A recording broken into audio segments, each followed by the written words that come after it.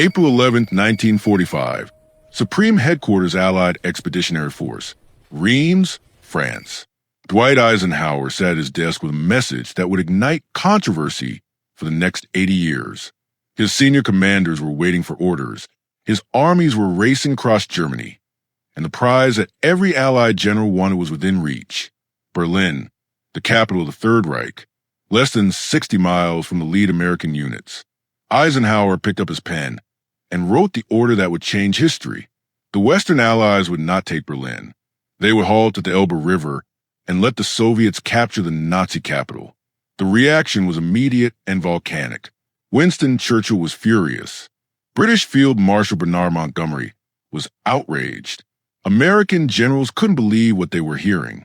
Patton reportedly said he could take Berlin in 48 hours if given the order. But Eisenhower didn't change his mind. He had made his decision, and he was the Supreme Allied Commander. The order stood. For 80 years, historians have debated whether Eisenhower made the right call. Some call it military genius. Others call it the greatest strategic blunder of World War II. But here's what most people don't know. Eisenhower's decision wasn't made on April 11th. It was a culmination of months of political maneuvering, intelligence assessment, and strategic calculations that began long before American tanks ever reached German soil. And if you want to understand what really happened, you need to go back to February 1945, to a seaside resort on the Black Sea where three men met to decide the fate of post-war Europe. February 4th, 1945, Yalta Conference, Crimea. Franklin Roosevelt, Winston Churchill, and Joseph Stalin sat down to negotiate the future. The war wasn't over, but everyone knew Germany was finished. The question wasn't the Nazis would lose. The question was who would control what when they did. Stalin arrived at Yalta with clear objectives and overwhelming leverage. The Red Army had suffered catastrophic losses, over 20 million Soviet citizens dead. But those losses had bought something: military position. Soviet forces were 40 miles from Berlin. American forces were still west of the Rhine. The British were bogged down in the Netherlands. The mathematics of geography favored Stalin, and he knew it. The Western Allies needed Soviet cooperation for several reasons. First, they needed the Soviets to enter the war against Japan. American planners estimated that invading the Japanese home islands could cost 1 million Allied casualties. If the Soviets attacked Japanese forces in Manchuria, it might convince Japan to surrender without an invasion. Second, they needed agreement on occupation zones in Germany. Without Soviet cooperation, there would be no stable post-war settlement in Europe. Stalin understood his position perfectly. He agreed to enter the war against Japan 3 months after Germany's defeat. He agreed to occupation zones that gave the Western Allies access to Berlin, even though it would be deep inside Soviet-controlled territory. He agreed to free elections in Poland and the other Eastern European countries the Red Army was liberating. But Stalin extracted his price. The occupation zones were drawn to Soviet advantage. Eastern Germany, Poland, Czechoslovakia, Hungary, Romania, Bulgaria. They would all be in the Soviet sphere of influence. And the Western Allies agreed to something that would become critical 2 months later. Berlin would be inside the Soviet occupation zone, but all four powers, the United States, Britain, France, and the Soviet Union would jointly occupy the German capital. Roosevelt and Churchill left Yalta, believing they had secured a reasonable peace. Stalin left Yalta, knowing he had gotten everything he wanted. The agreements at Yalta weren't worth the paper they were printed on unless they were enforced, and enforcement required military position. That's the context Eisenhower was operating in when his armies reached the Elbe in April 1945. Now, before we go further, if you're finding this story as fascinating as I do, hit that subscribe button. We dig deep into the decisions that shaped history, the moments when everything hung in the balance, and the men who had to make impossible choices. Subscribe now, because we've got more stories like this coming your way. March 7, 1945, Remagen, Germany. Lieutenant Karl Timmermann led his company across the Ludendorff Bridge over the Rhine River. German demolition charges failed to destroy the bridge, and for the first time, Allied forces had a crossing over the last major natural barrier protecting Germany. Within 24 hours, 5,000 American troops were across. Within a week, Eisenhower had 4 divisions on the eastern side of the Rhine. The German army was collapsing. Units were surrendering en masse. Others were simply dissolving. Soldiers walking away from a war they knew was lost. Allied intelligence estimated Germany had maybe 6 weeks of organized resistance left. But intelligence was also reporting something else. The Nazis were retreating toward the south, toward Bavaria and Austria. Rumors circulated about a national redoubt, an Alpine fortress where SS units and fanatical Nazi loyalists would make a last stand. Some intelligence suggested Hitler himself might retreat to this mountain stronghold with enough supplies and ammunition to hold out for months, maybe years. The National Redoubt consumed Allied planning in March 1945. If it existed, it could prolong the war indefinitely. If Hitler and the Nazi leadership escaped there, they could claim they never really surrendered. They could become a rallying point for resistance movements. They could destabilize any occupation government. Eisenhower's staff estimated that reducing an Alpine fortress could require months of mountain warfare. American divisions trained for fighting across plains, and cities would struggle in that terrain. Casualties would be enormous. But there was another consideration, a strategic one that had nothing to do with the National Redoubt. The Elbe River ran to the heart of Germany, and according to the Yalta agreements, it was supposed to be roughly where the Soviet and Western occupation zones would meet. American forces reaching the Elbe would establish the boundary. Pushing beyond the Elbe into territory that would eventually be turned over to the Soviets anyways seemed like a waste of lives. That's when Eisenhower started thinking about Berlin differently. March 28, 1945, Eisenhower sent a message that would detonate like a bomb through Allied command. He sent it directly to Stalin, not through Roosevelt, not through the combined chiefs of staff, directly to Stalin. The message was cordial and professional. Eisenhower informed Stalin that his forces would drive toward Leipzig and Dresden, linking up with Soviet forces along the Elbe. He asked about Soviet plans so they could coordinate and avoid friendly fire incidents. He made no mention of Berlin. The British went ballistic. Churchill fired off an angry cable to Roosevelt. Montgomery protested through every channel available. The chief of the British Imperial General Staff called it a political decision disguised as a military one. They were right. It was political. But Eisenhower had military justifications ready. Berlin, he argued, was no longer a significant military objective. The German government was fragmenting. Nazi leadership was fleeing south. The capital was already surrounded by Soviet forces on 3 sides. Fighting through German defenders to reach a city that would be turned over to Soviet occupation anyway made no strategic sense. The real threat was the National Redoubt. Allied intelligence, mostly wrong as it turned out, but believed at the time, suggested this was where the final Nazi stand would occur. Eisenhower wanted his army's position to eliminate that threat, not fighting for symbolic objectives in the north. Churchill understood what Eisenhower was really doing. This wasn't about military efficiency. This was about post-war Europe. Whoever occupied territory would control it, at least initially. If American forces took Berlin, they would be in a stronger position to negotiate with Stalin. If they halted at the Elbe, they were conceding Central Europe to Soviet domination.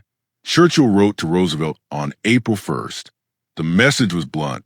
If the Americans didn't race the Soviets to Berlin, they would wake up one day to find the Soviets controlled everything from the Baltic to the Adriatic. The Iron Curtain, though Churchill wouldn't use that phrase for another year, was already descending. Roosevelt's reply disappointed Churchill. The president backed Eisenhower. Military commanders, not politicians, should decide military objectives. Eisenhower said Berlin wasn't worth American lives, and Roosevelt trusted his judgment. But Roosevelt died on April 12th, and Harry Truman, the new president, inherited a decision already made.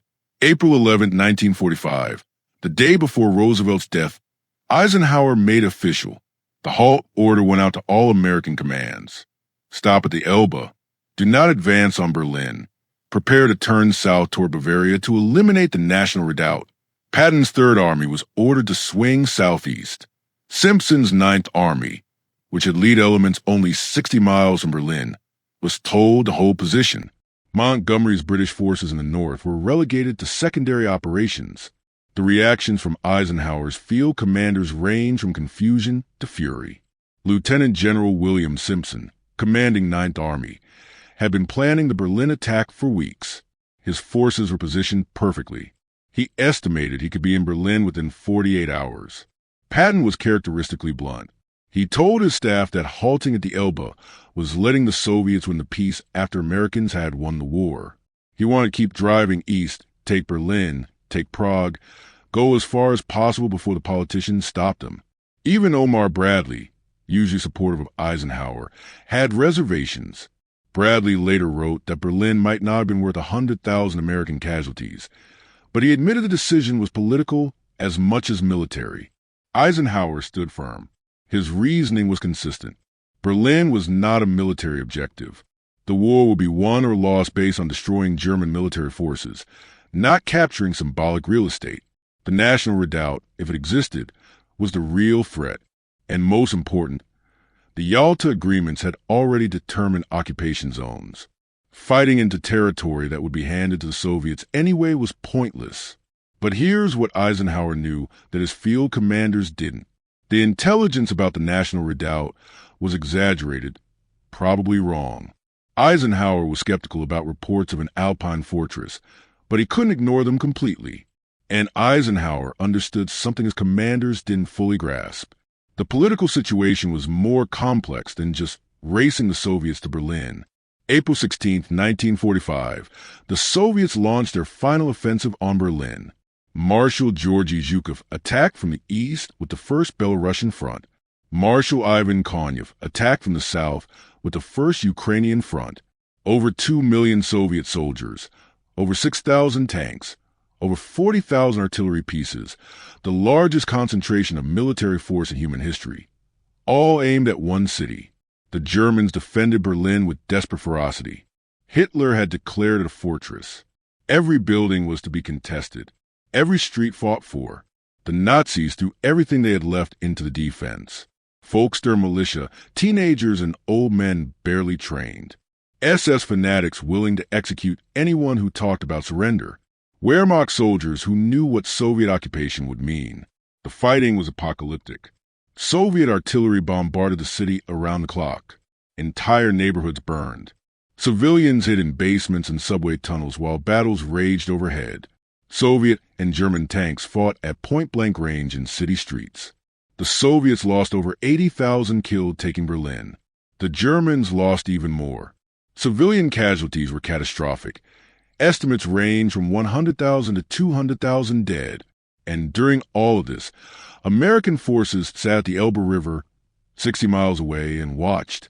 April 25, 1945, American and Soviet forces made first contact at Torgau on the Elbe.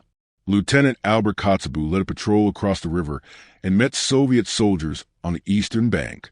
The famous photograph of American and Soviet soldiers shaking hands, smiling, celebrating the link-up that cut Germany in two. But the smiles were temporary. May 2nd, 1945, Berlin fell. Soviet soldiers raised a red flag over the Reichstag. Hitler was dead. Suicide in his bunker. The Nazi government had ceased to exist. The war in Europe was effectively over. May 8th, 1945, Germany formally surrendered. V-Day, victory in Europe. Allied forces celebrated across the continent. But the arguments about Eisenhower's decision were just beginning. Churchill never forgave Eisenhower for the halt order. In his post-war memoirs, Churchill argued that taking Berlin would have given the West a crucial bargaining chip with Stalin. The Soviets might have agreed to better terms for Poland, for Czechoslovakia, for all of Eastern Europe if the Americans had held Berlin. American commanders were divided. Some, like Patton, believed Eisenhower had thrown away a strategic opportunity. Others, like Bradley, publicly supported the decision while privately expressing doubts. Eisenhower defended himself for the rest of his life. He wrote in his memoirs that Berlin would have cost 100,000 American casualties for no military gain. He pointed out that the Yalta agreements required the Americans to withdraw from Berlin anyway once occupation zones were established. Taking the city just to hand it over to the Soviets made no sense. And he was right about the occupation zones. In July 1945, American forces withdrew from territory they had captured east of the agreed boundary lines. Hundreds of miles of German territory, including major cities, were turned over to Soviet control. Troops who had fought and died to take those areas watched as the Soviets moved in. But Eisenhower's critics made a different argument. The Yalta agreements were worthless if they weren't enforced. Stalin had already broken his promises about free elections in Poland. He was establishing communist governments throughout Eastern Europe. The Americans had leveraged military position, and they gave it up voluntarily. What if American forces had taken Berlin? What if they had pushed as far east as possible? What if Eisenhower had created facts on the ground that forced different negotiations? We'll never know, because Eisenhower made a different choice. Now, was the National Redoubt real? Mostly no.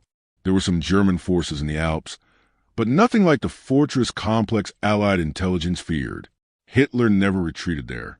The Nazi leadership mostly killed themselves or tried to escape. The feared last stand in the mountains never materialized. Eisenhower's intelligence was wrong, but he made his decision based on what he believed at the time. And there was another factor, one that Eisenhower mentioned but never emphasized: casualties.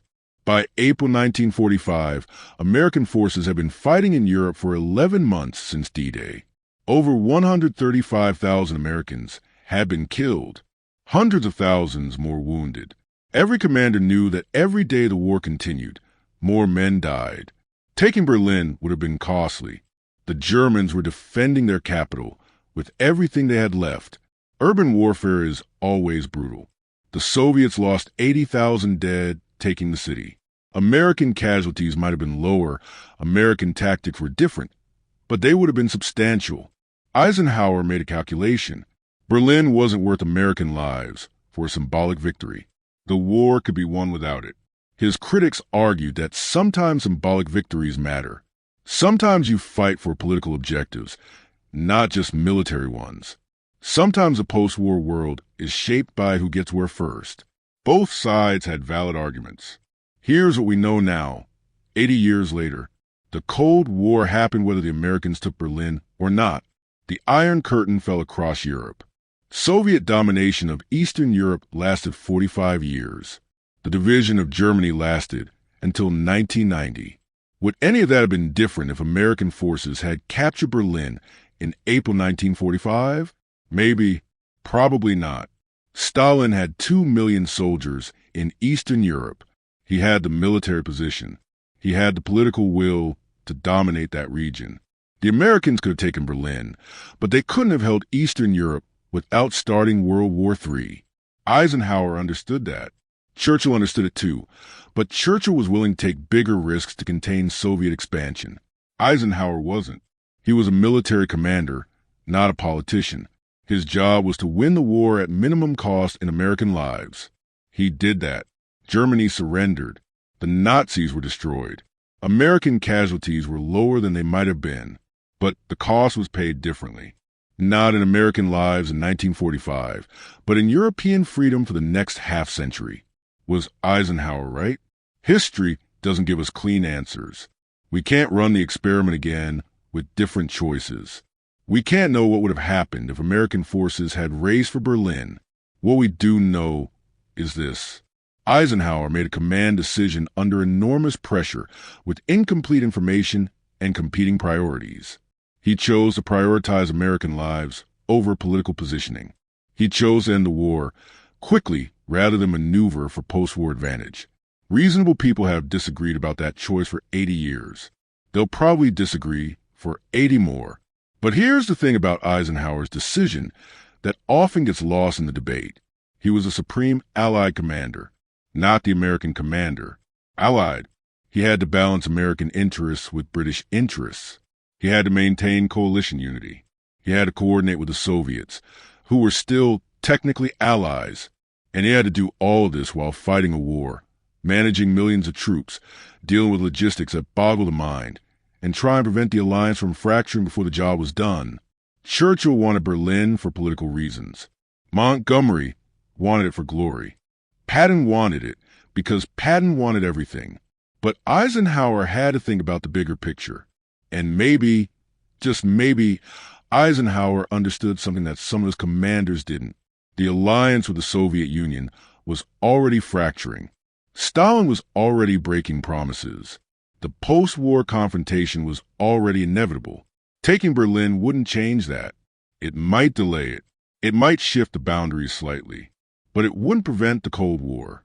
Eisenhower chose not to waste American lives on a gesture. He chose to end the war as quickly as possible and let the politicians handle the peace. Was he right? You tell me. But before you decide, remember this. Eisenhower was there. He had intelligence reports, incomplete and sometimes wrong, but everything he had the responsibility. He had to live with the consequences. It's easy, 80 years later, to second guess. It's easy to say he should have done this or that. It's easy to judge from a comfortable distance. It's harder to stand in his position in April 1945, with the weight of millions of lives on your shoulders, and make the call. Eisenhower made his call. History is still arguing about whether it was right. And that's the story of the order to stop Eisenhower's most controversial command decision. The choice that ended the war in Europe, but left questions that might never be fully answered. If this story got you thinking, hit that subscribe button and join us for more deep dives into the moments that shaped our world. The decisions made in dark rooms and desperate times. The choices that changed everything. Thanks for watching. And remember, history isn't just what happened. It's what people chose in impossible circumstances when everything was on the line.